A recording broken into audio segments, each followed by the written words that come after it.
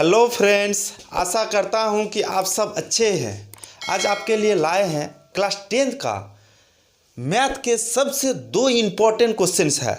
इन दोनों क्वेश्चन में से इस बोर्ड एग्ज़ाम में एक क्वेश्चन जरूर पूछेंगे। पहला जो क्वेश्चन है, सिद्ध करें कि √3 एक अपरिमेय संख्या है। दूसरा जो क्वेश्चन है, सिद्ध करें कि 5 - √3 एक अपरिमेय संख्या है। तो चलिए फ्रेंड्स शुरू करते हैं। पहला क्वेश्चन का हल निकालते हैं।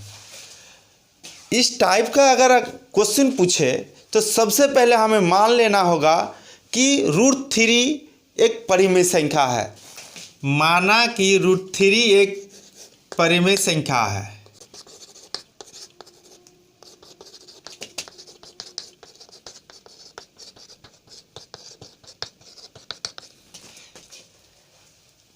अब √3 को p/q के रूप में लिख लेंगे, क्योंकि परिमेय संख्या का परिभाषा होता है कि हम लोग p/q के रूप में लिख सकते हैं, जहां p और q दोनों पूर्णांक है तथा q ≠ 0 हो और p और q का कोई उभयनिष्ठ गुणनखंड नहीं है।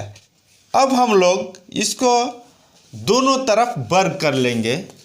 दोनों तरफ वर्ग करने पर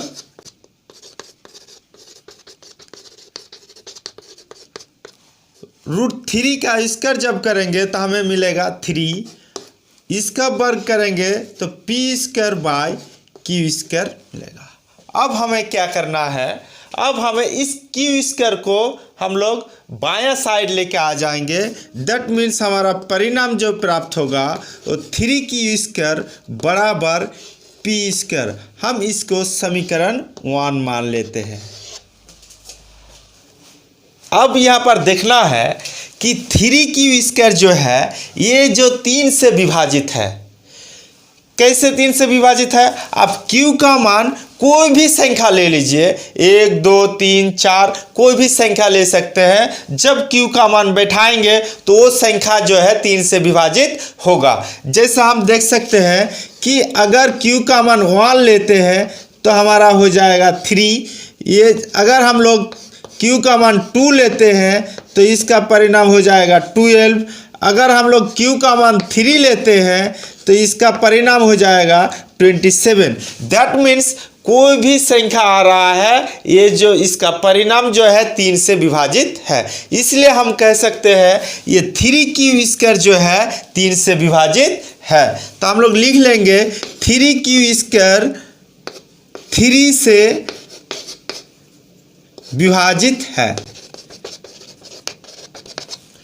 अब यहाँ पर देखना है, जब हमारे ये संख्या जो है 3 से विभाजित होगा तो इसके बराबर p² है, तो p भी 3 से विभाजित होगा। तो इसको हम लोग लिख लेंगे कि p² 3 से विभाजित है। अब यहाँ पर देखना है कि अगर कोई संख्या का स्क्वायर किसी संख्या से विभाजित हो तो उसकी मूल संख्या जो है उसी संख्या से विभाजित होता है। दैट मीन्स हम लोग यहाँ पर लिख सकते हैं, जब p² जो है 3 से विभाजित है तो यहाँ पर p भी जो है 3 से विभाजित होगा।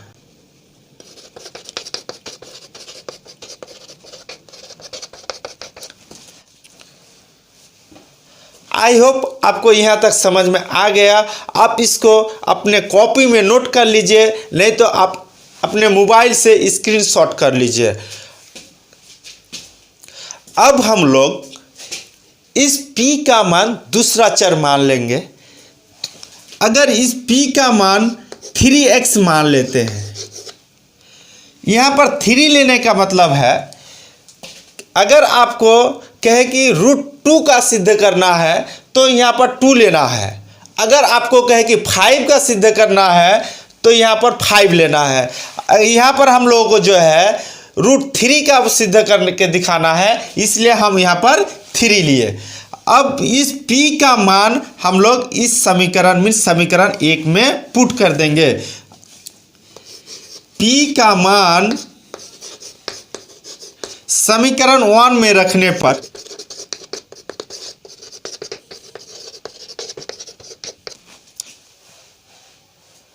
अब हमें करना है, ये जो p का मान माने हैं, इस p का मान समीकरण 1 में पुट कर देंगे। तो पुट करने पर हमें प्राप्त होगा 3q² बराबर p का मान 3x²।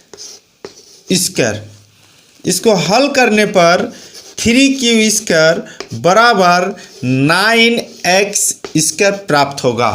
अब देखिए ये जो है, ये 9 जो है 3 से कट जाएगा, तो 3 तिया 9 और ये भी 3 से कट जाएगा, मीन्स दोनों साइड कट रहा है, तो हम उसे काट दिए।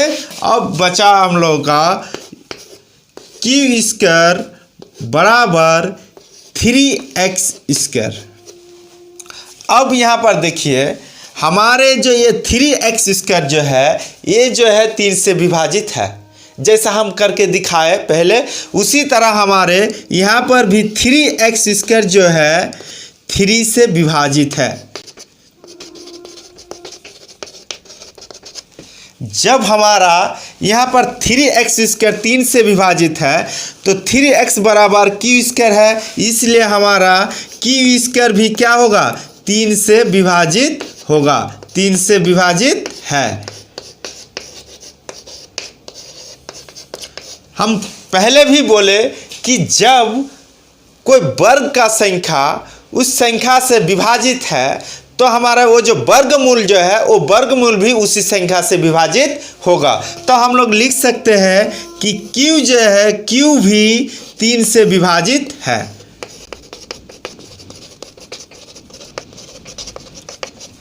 अब यहाँ पर देखना है, हम लोग पहले निकाले कि p जो है 3 से विभाजित है और यहाँ पर q भी जो है 3 से विभाजित है। दैट मीन्स हम कह सकते हैं p और q का एक उभयनिष्ठ गुणनखंड हमारा 3 है। इसलिए क्या, आप जब हमारे उभयनिष्ठ गुणनखंड 3 है, तो हम जो माने हैं ये हमारे मानना विरोधाभास है। अब हम लिख लेंगे कि p और q का उभयनिष्ठ गुणनखंड 3 है।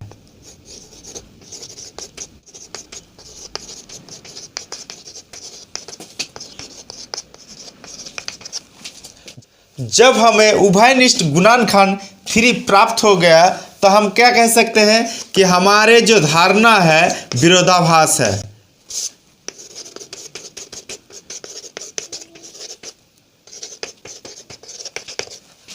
अतः √3 एक अपरिमेय संख्या है।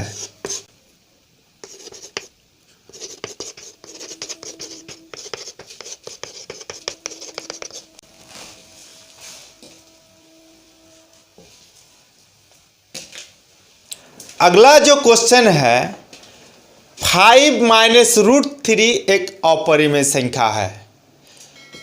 इसी तरह हम लोग मान लेंगे कि माना कि 5 माइनस √3 एक परिमेय संख्या है।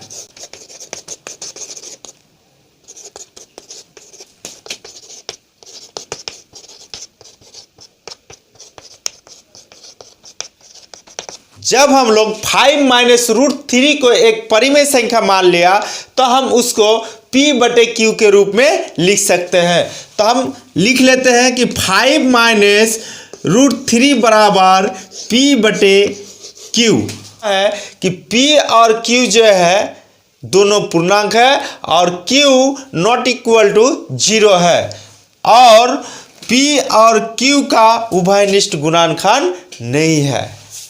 अब हमें इसको हल करना है। अब हमें करना है कि माइनस √3 को राइट हैंड साइड लेके चल जाएंगे और p/q को लेफ्ट हैंड साइड लेके आएंगे, तो हमें प्राप्त होगा 5 माइनस p/q बराबर माइनस √3 को जब हम लोग राइट हैंड साइड लेके जाएंगे तो प्लस √3 हो गया। अब यहाँ पर देखना है कि ये जो है 5 तो ऑलरेडी हमारा परिमेय संख्या है और p/q भी जो है एक परिमेय संख्या है।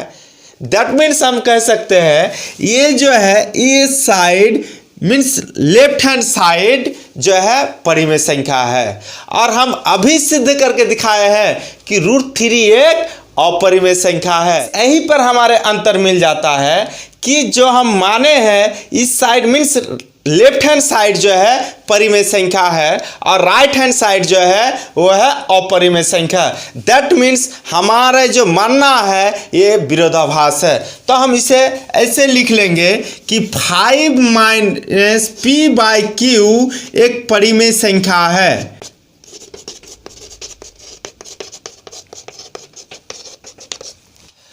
और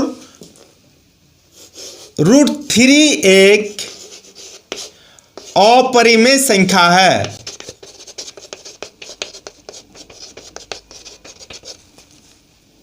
इसलिए हमारे धारणा विरोधाभास है।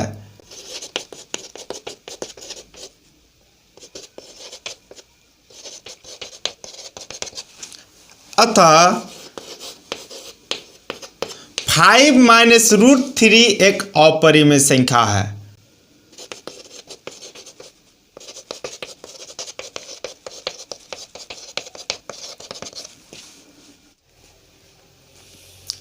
आई होप हमारे वीडियो को आपको अच्छा लगा। लाइक, शेयर और हमारे यूट्यूब चैनल को सब्सक्राइब करना ना भूलें। Thanks for watching our video.